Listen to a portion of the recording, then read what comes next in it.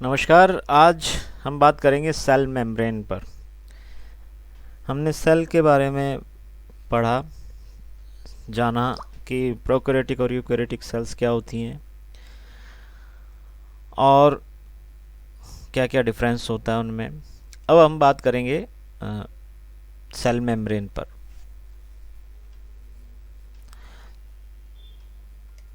हम जो इस प्रेजेंटेशन में या इस टॉपिक में डिस्कस करेंगे वो ये है कि सेल मेम्ब्रेन क्या है, इसका केमिकल कंपोजिशन क्या है और सेल मेम्ब्रेन की स्ट्रक्चर क्या है, वह कैसे कार्य करती है, क्या कार्य करती है, और सेल मेम्ब्रेन के लिए डिफरेंट डिफरेंट जो वैज्ञानिक थे, साइंटिस्ट थे, उन्होंने कौन कौन से मॉडल दिए हैं, इस पर हम आगे चर्चा करेंगे।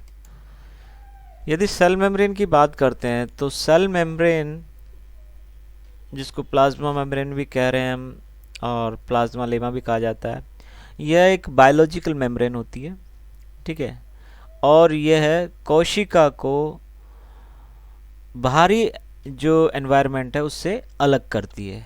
यानी कि जो सेल है उसको चारों तरफ से जो घिरे हुए रहती है वह झिल्ली सेल मेम्ब्रेन कहलाती है। यह जो है लगभग 7.5 to 10 नैनोमीटर मोटी होती है, या कहें तो 75 से 100 एंगस्ट्रॉम मोटी होती है। ठीक है, ये जो है ट्रिपल लेयर्ड होती है। इलेक्ट्रॉन माइक्रोस्कोप में यदि देखेंगे इसको तो 3 लेयर होती है। कौन कौन सी होती हैं 3 लेयर?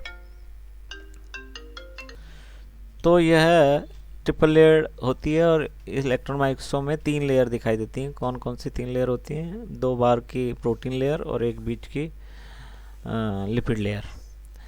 इसको जो है प्लाज्मा मेम्ब्रेन जो कहा था, नेगली और क्रेमर ने कहा था, और प्लाज्मा लेमा ये प्लोव ने इसको कहा था। जो नाम दिए गए थे प्लाज्मा लेमा, ये जो है नेगली और प्लोव ने दिया था इसका नाम।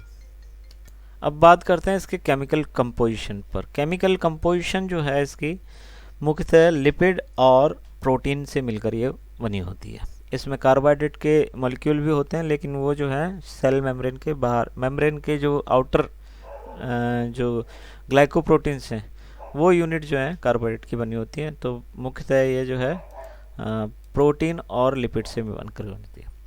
इसमें जो पहला मेजर होता है वो होता है लिपिड। प्लाज्मा मेम्ब्रेन के अंदर फॉस्फोलिपिड्स, स्फिंगोलिपिड्स, ग्लाइकोलिपिड्स, स्टिरॉल, और स्टिरॉल में भी कोलेस्ट्रॉल, ये जो है कोलेस्ट्रॉल मॉलिक्यूल पाया जाता है।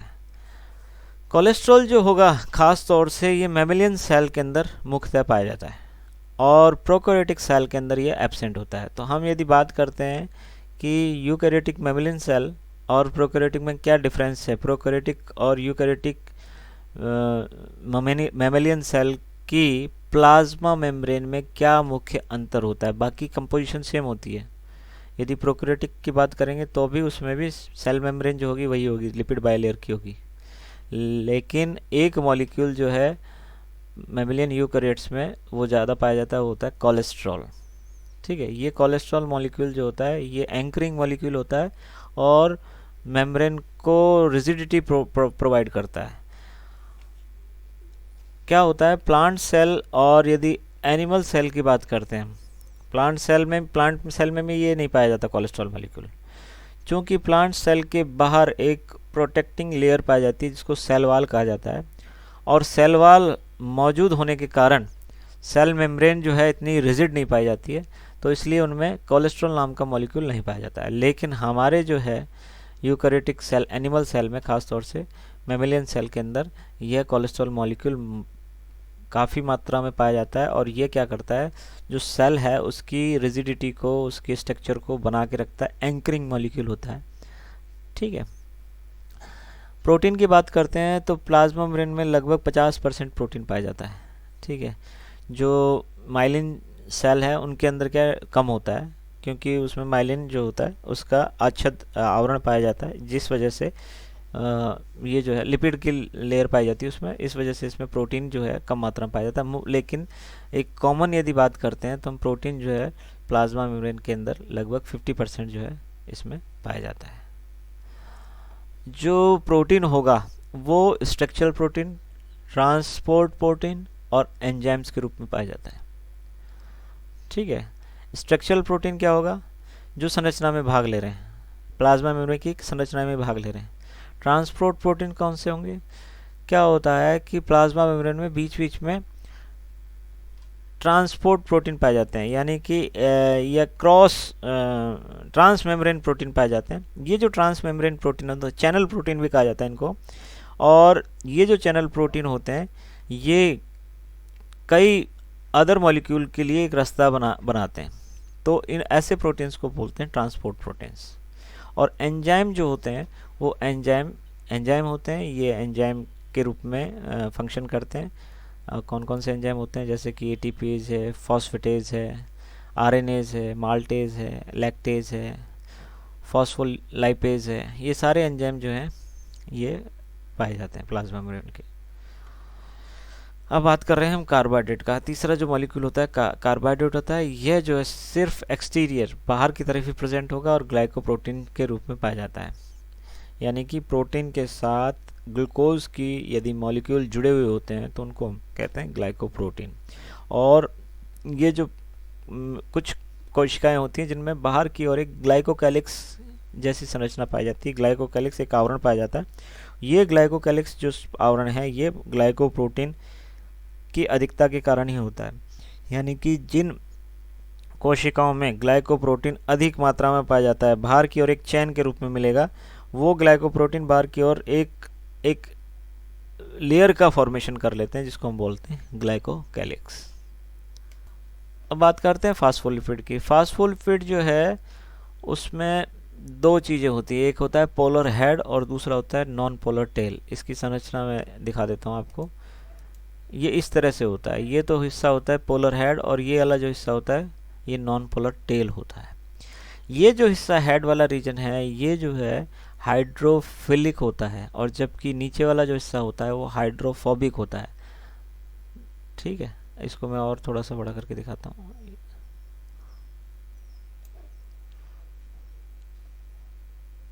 तो ये जो है नीचे वाला हिस्सा होगा हाइड्रोफोबिक।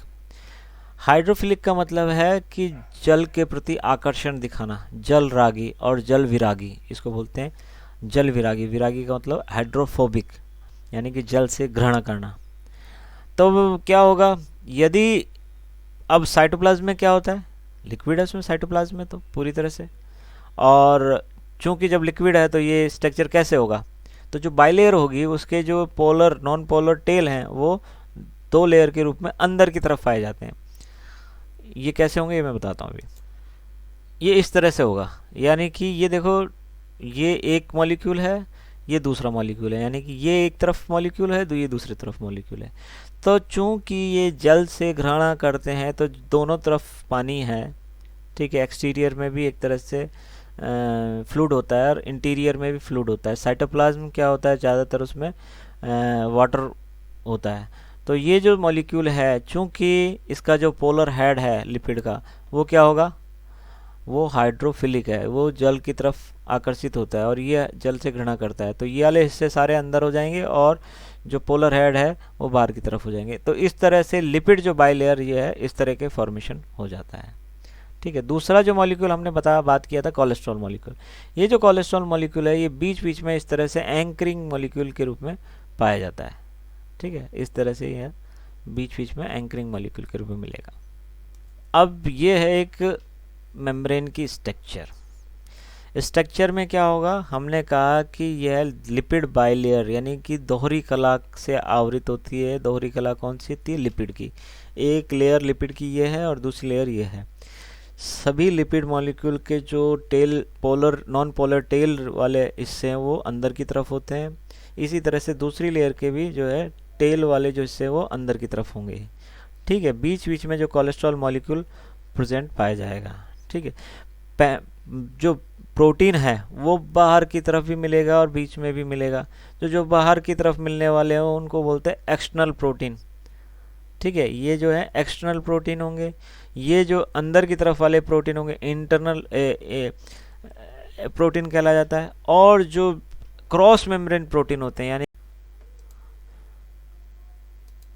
और जो प्रोटीन जो मेम्ब्रेन के आर पार होते हैं उनको ट्रांस मेम्ब्रेन प्रोटीन भी कहा जाता है, और इंटीग्रल प्रोटीन भी कहते हैं इनको। ठीक है, तो ये प्रोटीन की स्ट्रक्चर होगी। साथ ही हमने बात करी थी कि इसमें बाहर की तरफ ऐसे प्रोटीन जिनके साथ ग्लूकोज की जो है चेन पाई जाती है उसको हम बोलते हैं ग्लाइकोप्रोटीन, इनको कहेंगे ग्लाइकोप्रोटीन। और ये सारे ग्लाइकोप्रोटीन मिलकर एक लेयर का, बाहर की तरफ एक लेयर का फॉर्मेशन कर लेते हैं जिसको बोलते हैं ग्लाइकोकैलिक्स। ठीक है, तो ये जो है एक मेम्ब्रेन की स्ट्रक्चर है इस तरह से। ये जो ट्रांस मेम्ब्रेन प्रोटीन होंगे यही चैनल प्रोटीन भी कहलाते हैं, यानी कि ये आर पार, यहाँ से कोई मॉलिक्यूल इनके आर पार आ जा सकता है। ठीक है, कई मॉलिक्यूल, ज़्यादातर मॉलिक्यूल के प्रति ये जो है परमेबल नहीं होते हैं। तो जिन मॉलिक्यूल के लिए जगह होती है, जैसे वाटर है, वो तो उसके लिए तो परमेबल होते हैं, लेकिन कुछ मॉलिक्यूल होते हैं जो कि सिर्फ चैनल प्रोटीन्स के द्वारा ही आ जा सकते हैं, जैसे सोडियम है, ग्लूकोज है, ठीक है, आयंस हैं, ये सारे चैनल प्रोटीन के थ्रू ही आ जा सकते हैं। अब बात करते हैं इनके कार्यों की। मेम्ब्रेन का कार्य क्या है? मेम्ब्रेन के कार्य,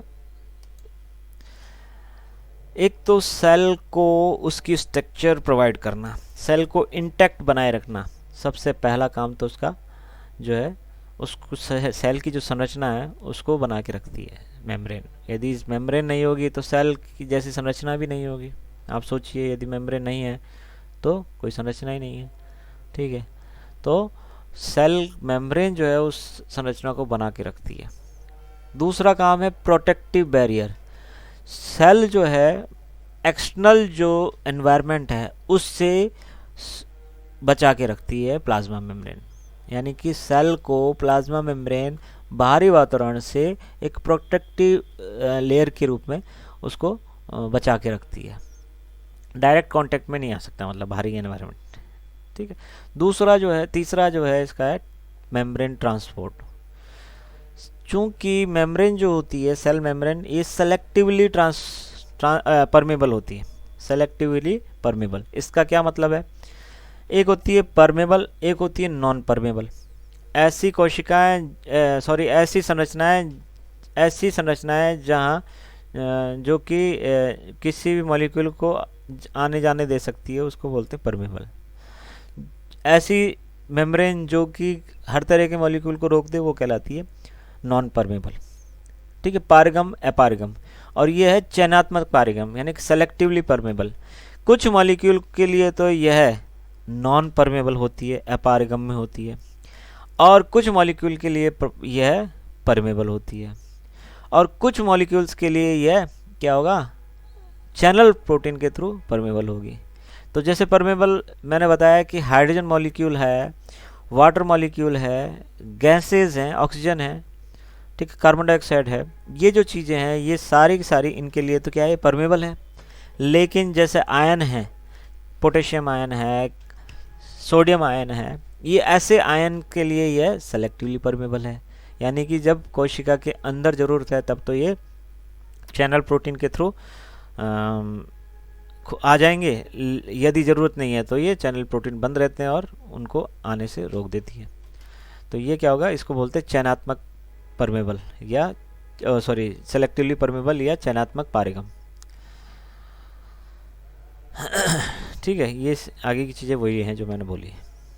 और क्या काम हो सकते हैं? और जैसे ये तो बता ही दिया हमने कि भाई आयन और लार्ज मॉलिक्यूल के लिए ये जो है चयनात्मक होती है। दूसरा होता है सेल रिकॉग्निशन। एक सेल दूसरी सेल से कम्युनिकेट करती है, तो ये कम्युनिकेट कैसे करेगी? बाहर की ओर रिसेप्टर्स पाए जाते हैं, तो वो जो है दूसरी सेल को रिकॉग्नाइज करते हैं, तो ये जो है सेल रिकॉग्निशन में भी हेल्प करती है। और क्या काम है? ये जो है साइटोस्केलेटन के फिलामेंट्स के लिए ये एंकरिंग साइट प्रोवाइड करती है। ठीक है, किसी दूसरी जो सेल है उसके जो फिलामेंट्स है उसके लिए ये सेल जो है एक एंकरिंग साइट प्रोवाइड करेगी, यानी कि उसको अटैचमेंट प्रोवाइड करती है। ठीक है, साथ ही साथ ये एंजाइम्स के लिए बाइंडिंग साइट प्रोवाइड करती है। एंजाइम जो है सेल मेम्ब्रेन पर आकर जुड़ते हैं। ठीक है, तो वहाँ जुड़ेंगे कब? जब तक कि कोई बाइंडिंग साइट होगी नहीं, तब तक कैसे जुड़ सकते हैं? ठीक है,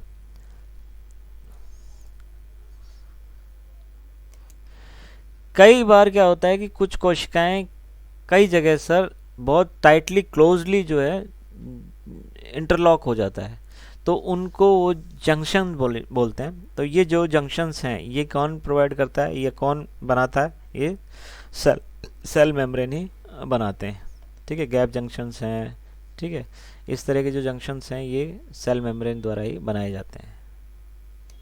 तो ये तो थे सारे के सारे फंक्शन। अब बात करते हैं सेल मेम्ब्रेन के स्ट्रक्चर के बारे में। स्ट्रक्चर जो है हमने पहले इसको डिस्कस कर लिया कि बाहर की ओर जो है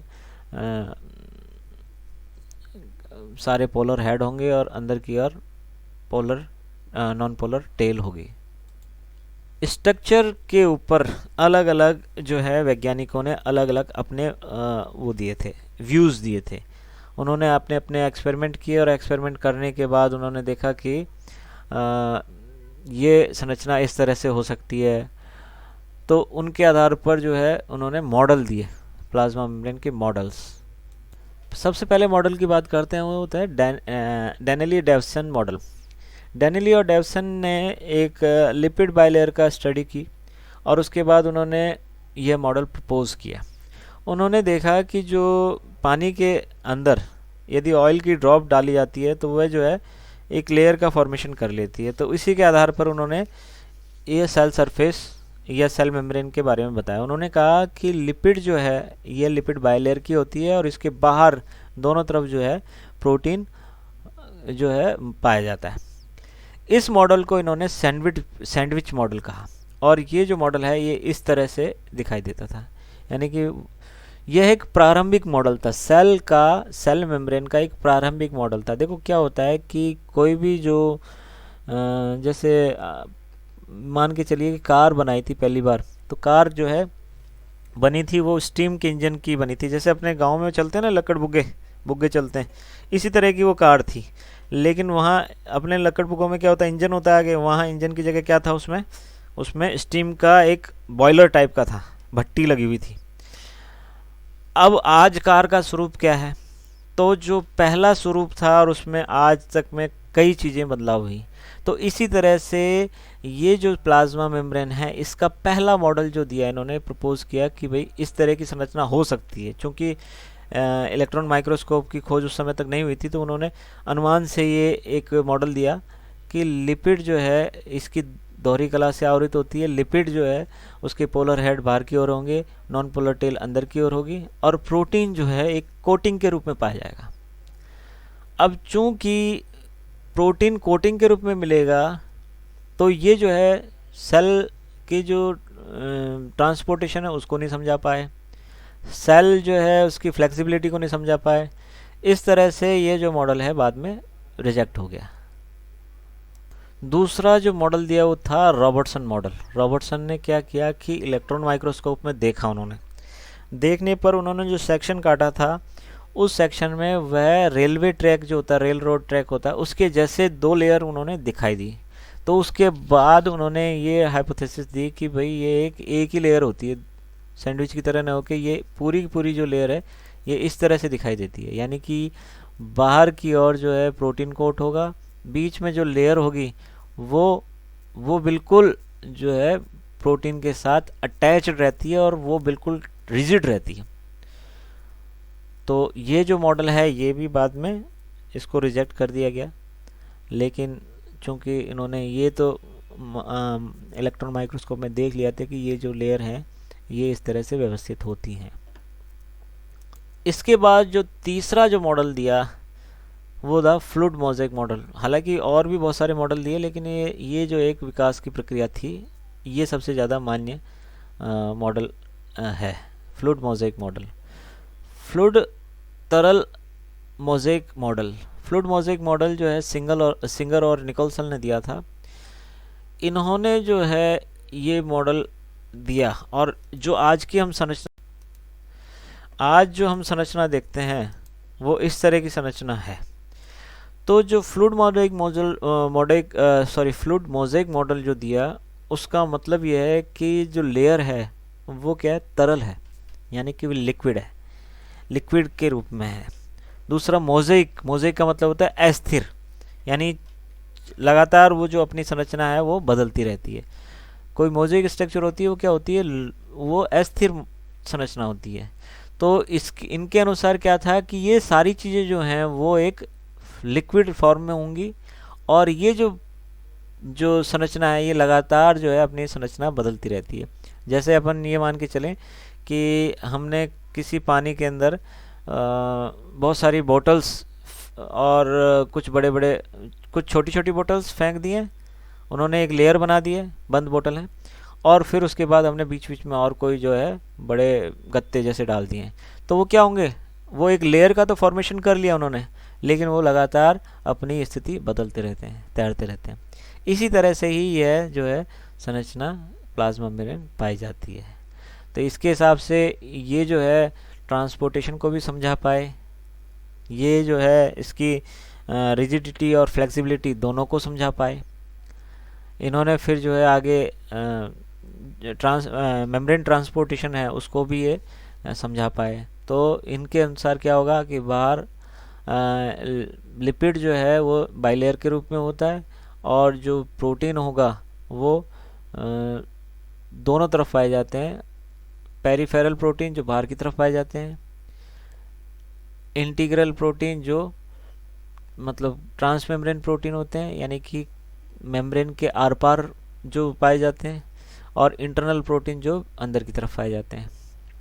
ठीक है, बीच बीच में जो है इसमें यदि यूकैरियोटिक मैमेलियन सेल है तो इसमें एंकरिंग मॉलिक्यूल कोलेस्ट्रॉल भी पाया जाता है। तो इस तरह से ये जो है संरचना पाई जाती है। तो ये ओवरऑल जो है प्लाज्मा मेम्ब्रेन की संरचना और उसके कार्य थे। उम्मीद करता हूँ आपको समझ में आया होगा, और आप इसको बुक से और थोड़ा सा देखें। Thank you very much.